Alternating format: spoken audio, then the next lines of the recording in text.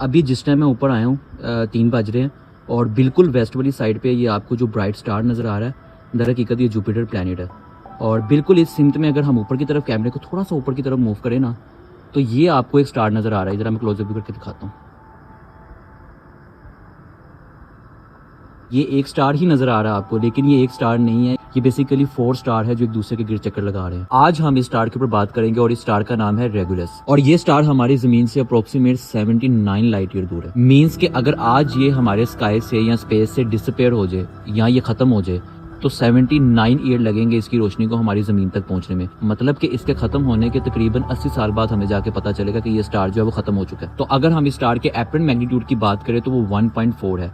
इस apparent magnitude के अंदर हम इस स्टार को बहुत इजीली अपने नेकेड आई से देख सकते हैं, जैसे कि मुझे कैमरे में भी नजर आ रहा है और रियल में भी आप इसको देख सकते हैं। ये देखें। तो अब मजीद इसकी स्पेसिफिकेशन को हम अंडरस्टैंड करते हैं ऐप में जाकर, और इसकी लोकेशन को भी हम ट्रेस करते हैं ऐप में जाकर। तो चले आजे ऐप में।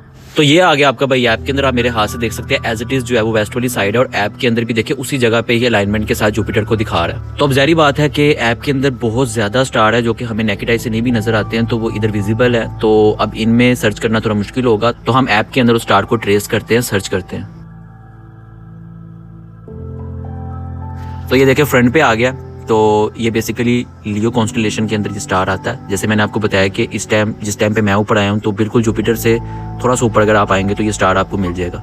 तो जैसे इस पे क्लिक किया तो ये देखिए ये अलाइनमेंट, मतलब इसने अलाइन कर लिया और ट्रेस कर लिया। और ये देखिए ये थोड़ा सा नीचे जुपिटर है और ऐप में भी आपको ये दिखा रहा है। तो इस पे क्लिक करते हैं और आप इसकी स्पेसिफिकेशन रीड कर सकते हैं वीडियो को पॉज करके।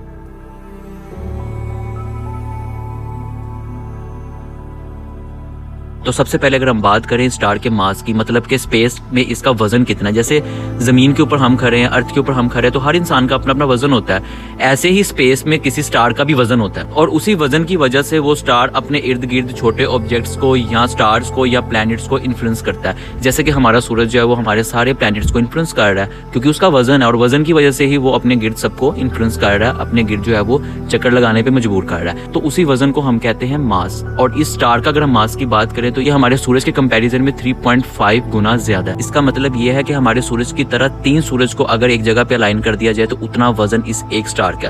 और अगर हम इसके सरफेस टेम्परेचर की बात करें तो वो 12,000 केल्विन है, और हमारे सूरज का जो सरफेस टेम्परेचर है वो 12,800 है। मींस के हमारे सूरज से भी 2 गुना ज्यादा हीट प्रोड्यूस कर रहा है। और अगर हम इस स्टार के डायमीटर की बात करें कि मतलब कितने एरिया में ये फैला हुआ है, कितने रकबे में ये फैला हुआ है, तो वो हमारे सूरज से 3.8 गुना ज्यादा। और एंड पे जाकर हम ये भी बात करेंगे कि अगर इसको